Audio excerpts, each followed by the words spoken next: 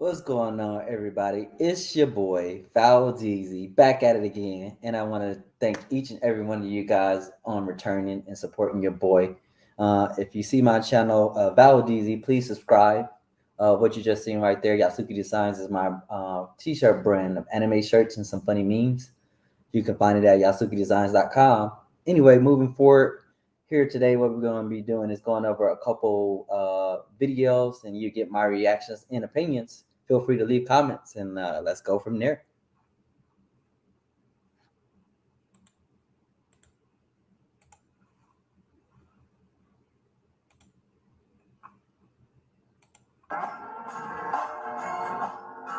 Men need to find their purpose in life, their true purpose. If you don't know what it is, you need to cut off all women. Why is it women though? I don't understand. Because they are draining you of your solar energy, and without it, you won't be able to find your purpose. This is why men, before they make it in the world, they always have a period where they abstain from women to be able to harness masculine energy. They have to cut off the women, and they have to cut off all temptation, and they have to spiritually grow to find out their purpose. Once you find your purpose, then you are able to grow masculine energy on levels you will never understand. But while you're draining it into women that don't love you, you will never grow. First off, I want to shout out to them because the question and then her response is stunning. Like, I haven't heard anything like that. It sounds almost impossible, right? To just say, fuck it, excuse my French, but in the cut off women, man, that seems so difficult. But as a man, whenever we are focusing on our purpose and stuff, it's critical for us to build that foundation. Even if that foundation is from people who throwing bricks at us, right? Let's use those bricks they throwing at us and build that. Overall, that was a dope video. Let's see what we got up next.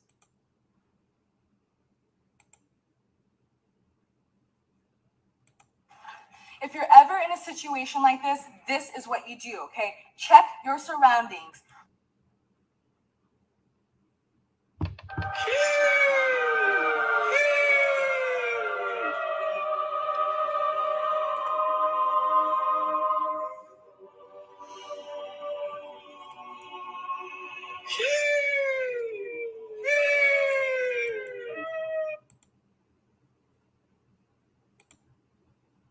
Find your exit, okay? And flip your legs around. You can see my hands here are duct tape, okay? But I need a string. I'm gonna use this shoelace right here. You wanna use whatever is available to you. Just like that, okay? All right. This next part, super important, okay? You're gonna take one end. If you're in this situation, this is exactly how you'll get out, okay? Now I'm gonna rub my palms back and forth. Just pushing the string right through the duct tape. You see that? Tie it around your other shoe. Double knot, no bow tie, okay? Because we need to make sure that this stays firm. I'm gonna take this right there, and I sometimes like to lock my fingers together like that. All right, I'm really gonna lean back, and I'm really gonna put some effort into it right now, okay? That's crazy.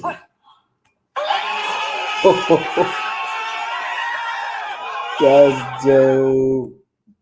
That was dope. I never knew you can use your shoestring to break duct tape. You know, duct tape is usually difficult as hell. Like, no judgment, but you know, if you ever had an older car, right, and your muffler fell off, you get some duct tape, right? Put it on there. Man, that muffler stay on for miles and miles to go.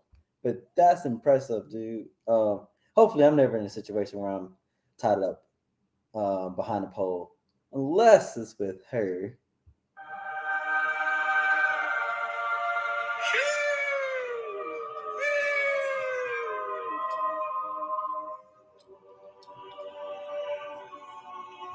None of back focus. Let's see what else we got going on. This is the phonic song. Goddess reading all day long. This is the phonic song. Phonic song.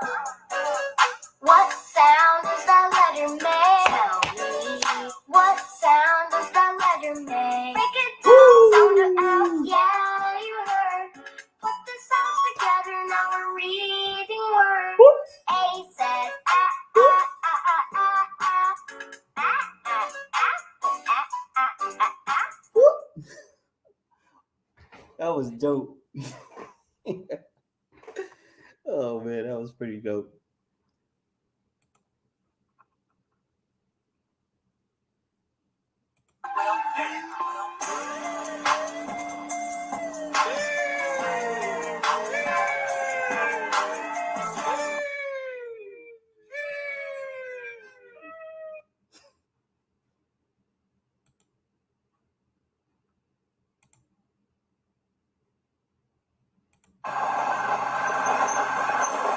I'm Marcy, and I'm out here looking for a man What's going on, Marcy? who can handle a real woman. A lot of the men I tend to find up here I can in the handle a woods real are woman. scrawny. I want a man that I can roll over with and not crush his ribs because I forgot he was there. I want a man who can turn my crank the way I turn this crank. Okay. Rib sauce there from last night. Make my own ribs, braise them, saute them. Really rub in the dry rub. I'm really good at rubbing in the meats. I need a man who's larger than me and who can handle a woman who can chop raw wood. I know people think that I like women. Hell, I've tried. Nothing gets me more than a strong man. Big, hard Yamaha motor. Do you know any single men up in the Muskoka, East Highlands, Kawartha Lakes region? I'm about 5'7", built like an ox. Stocky Not as an hell. ox. Oh man. Did she say her name is Marcy? Somebody find Marcy. We gotta get an update if she ever found this man. Her spirit is so crazy dope. Man, I absolutely love her. That was great. That was great. Let's see what else we got up next. Research has shown the single biggest determining factor in whether a happy relationship will last. In 1990, psychologist John Gottman set up a lab to feel like a lovely bed and breakfast, then brought in couples to watch how they interact. Somehow this feels like a very pleasant and a very creepy experiment all at once. But I digress. Over the course of his research, he found a single action that he could literally just count and then predict with 94% accuracy whether a relationship would remain happy. When one partner says, "Oh, that's a beautiful bird outside," does the other partner respond with something like, "Wow, that is beautiful"? Or do they blow their partner off and ignore the bird? It's a tiny moment, but that's what makes them important because there can be so many of them. They pile up. Gottman famously termed these interactions bids. We're asking for a small connection. How's our partner going to respond? And he discovered that couples that would later split up only turned toward each other 33% of the time. But the couples that made it, for the several years he was testing anyway, 9 out of 10 times. Point being, when the love of your life points at a bird, look at the fucking bird. It's the small things that create connection. In fact, there's another study that somewhat counterintuitively shows that happy relationships are built more on how we treat each other in happy times than how much we're there for each other in hard times. But that's for another video. Come on if you feel like it. Wow. Couple thoughts on that video we just watched. It's crazy how we can sometimes get caught up so much in our own world that we miss the little things about people, our loved ones, and then sometimes even strangers. And if we did focus on that more often than not, right? Because the little things count. I think at the end of the day, and then let's say even when we're on our deathbeds, we can have people do amazing things for us, like buy us houses, cars, or whatever the case. Please don't go out buying people houses and cars just because. But anyway, when you think about it, this person made me some food, or this person is always opening up the door for me, or this person's always here to listen to me rant. That's huge. That's huge. And then I wouldn't lie, if I had somebody doing that on a consistent basis with me, where my money at? Just take it all. Just take it all. Anyway, let's see what else we got going on.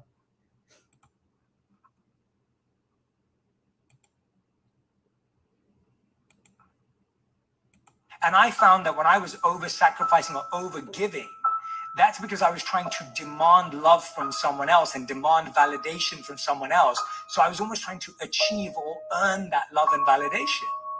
And so I realized I wasn't giving it to myself. And so now I've realized that whatever you want from someone else, give it to yourself first. That moment after watching that video and you realize you don't love yourself.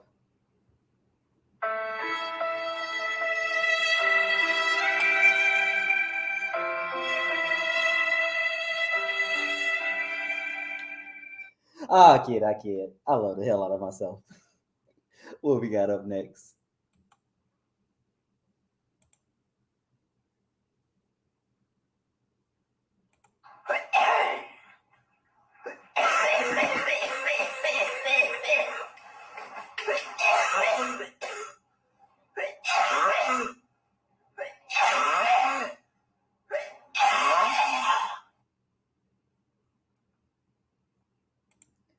Wait a minute. So, for those who couldn't see it, what it says is moment after the patient call you a bad word and says he wishes that you were in year 1900s to be hung. Apparently, looking at his outfit, he's a nurse and he's filling out paperwork to get the guy some help. But because of that statement, it looks like he is delaying the help. Dude, that's horrible. I can understand it a little bit though. I mean, if you're talking mess or whatever, then yeah, whatever you think you should get is gonna be delayed. But I pray they're not doing this in hospitals. You ever seen this or heard any fun stories or crazy stories like that? Post a comment, man. I want to hear your thoughts and share your stories. But that's crazy. That's pretty funny. Anyway, whoever this guy is, let's blow this up. Find him. I got questions. Let's see what else we got.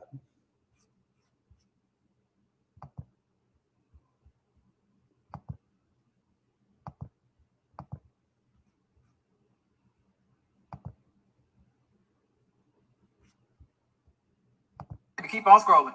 Many of you women are not really what you think you're cracked up to be. Like, some of y'all are really not great people to be in relationships with. Y'all know I work with couples every single day, and I'm gonna go ahead and make a list of everything that I have to work through. First things first, quit coming into relationships trying to make a man secure your insecurities. That's your job. If you lack confidence, if you have low self-esteem, if there's still trauma that you're operating in, if you're self-critical, if you're judgmental when it comes to yourself, if you blame yourself, if you're still operating in guilt and trauma and everything else, baby, that's for you to handle, not him.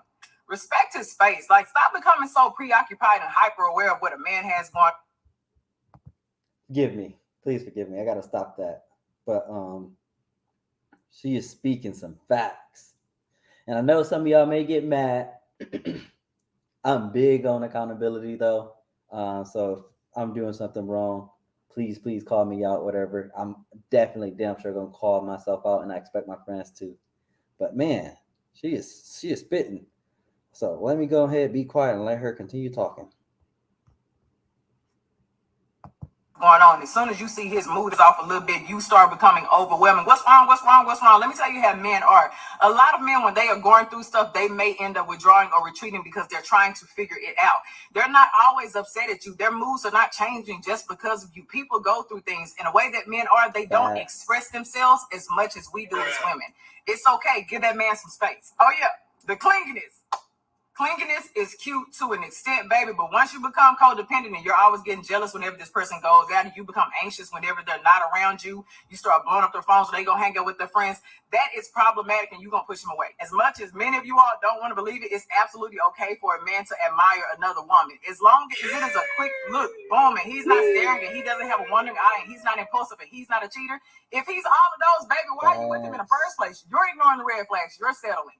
As long as that man is not window shopping or ordering off the menu, relax. He has a visual appetite. If he sees a beautiful woman, it's okay to admire. Just like if you see a handsome man, you're going to admire him too. Relax. Stop. I just want to speak on that part a little bit.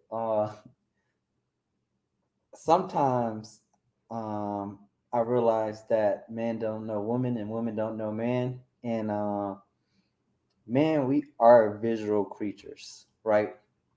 And sometimes we may have a wandering eye. But if I'm with you, I'm with you. Right? There's nothing else that I want. Overall, if you are with a man and he's doing everything right, and then y'all have this agreement going on and stuff like that, then don't cause no drama for no reason. It's no purpose. Let's continue.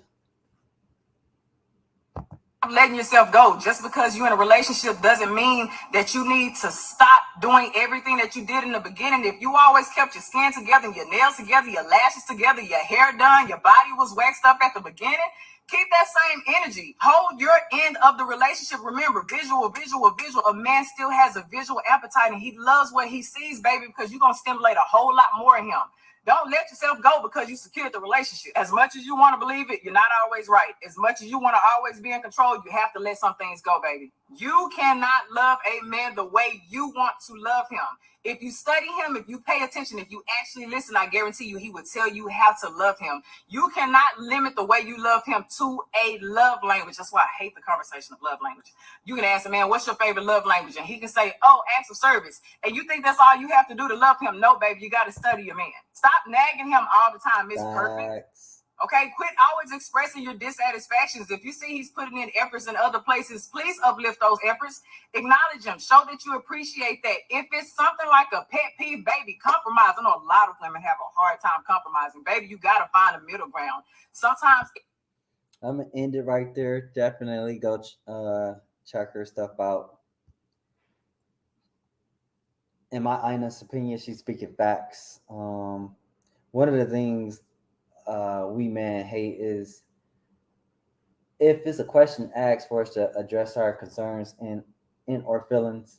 Whenever we do that, it may be thrown back in our face on how you feel, which is nothing wrong to understand and then try to get out how you feel, but there's a time and a place for that, right?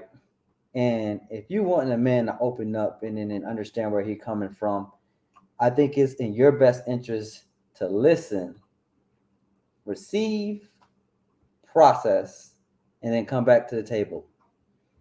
Other than that, I'm going to end it right here because it's getting late.